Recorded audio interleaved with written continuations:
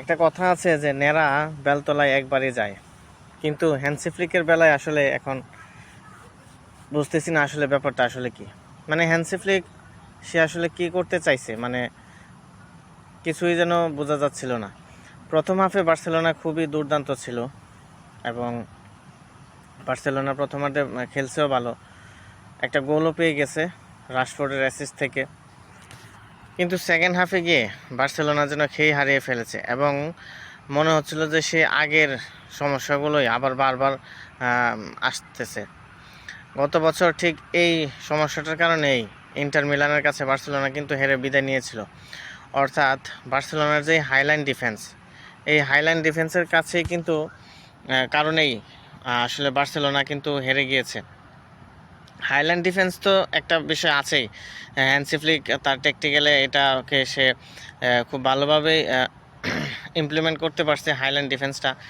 কিন্তু এটার একটা অন্যতম ঝুঁকি হচ্ছে কি, যে যতবারই পিএসজি বল পায় বা অপোনেন্ট বার্সেলোনার সাথে যতবারই কাউন্টার অ্যাটাকে বল পায়, তখনই মনে হয় যে হয়তো বার্সেলোনা এখন একটা গোল খেয়ে ফেলবে।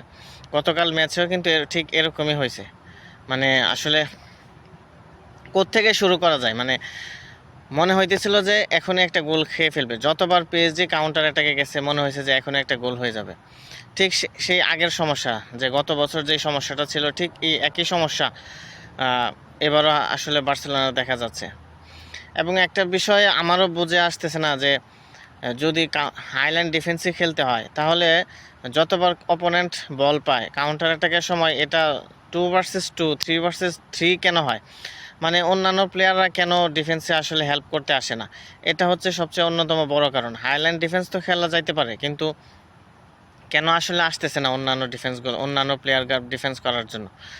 এবং কিছু সাবস্টিটিউট ছিল, যে রবার্ট লেভানডস্কি, তারপর পেদ্রিকে নামানো হয়েছিল এবং পেদ্রিকে উঠানো হয়েছিল এবং রবার্ট লেভানডস্কিকে নামানো হয়েছিল 70 মিনিটের পরে মনে হয়। বালডে আসছিল লেফট ব্যাকে, কিন্তু এত কিছুর পরেও আসলে কোনো কিছু হয় না। পিএসজির কিন্তু স্টার প্লেয়ার ছিল না, ওসমান ডেম্বেলে ছিল না, ভারাৎসকেলিয়া ছিল না, এবং আরও যথেষ্ট কিছু ভালো প্লেয়ার পিএসজির কিন্তু স্কোয়াডেই ছিল না ইনজুরির কারণে। কিন্তু সেই পিএসজির সাথে বার্সেলোনা 2-1 গোলের ম্যাচটা হারে এবং দেখতে খুবই দৃষ্টিকটু লেগেছে যে সেকেন্ড গোলটা যেভাবে হয়েছে, মানে পুরা ডিফেন্সটা আসলে ওয়াইড ওপেন হয়ে গেছে। তো এটা দেখতেও কিন্তু খুবই খারাপ দেখা গেছে যে কেন আসলে এরকম ডিফেন্স আসলে। তো এই ধরনের ডিফেন্স দিয়ে আসলে বার্সেলোনা আসলে কাজ করা উচিত, কারণ ক্রাঞ্চ মোমেন্টে গুরুত্বপূর্ণ মুহূর্তে যদি এইভাবে গোল খেয়ে বিদায় নিতে হয় তাহলে কিন্তু এটা আসলেই দেখতে খারাপ লাগে। যদিও এটা চ্যাম্পিয়ন্স লিগে মাত্র শুরু হয়েছে, 2টা ম্যাচ গেছে, তো আরও অনেকগুলি ম্যাচ আছে।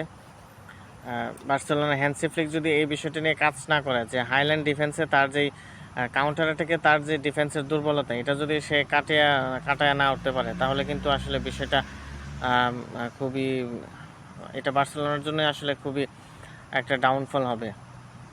এবং সেই 2015 সালের পর থেকে কিন্তু এখন পর্যন্ত বার্সেলোনা আর চ্যাম্পিয়ন্স লিগ জিততে পারেনি। তো হ্যান্সি ফ্লিকের উপরে অন্যতম একটা আশা ছিল যে হয়তোবা সে বার্সেলোনার যে অধরা চ্যাম্পিয়ন্স ট্রফি সেটা হয়তো বার্সেলোনাকে জিতিয়ে দিতে পারবে। দেখা যাক কি হয়।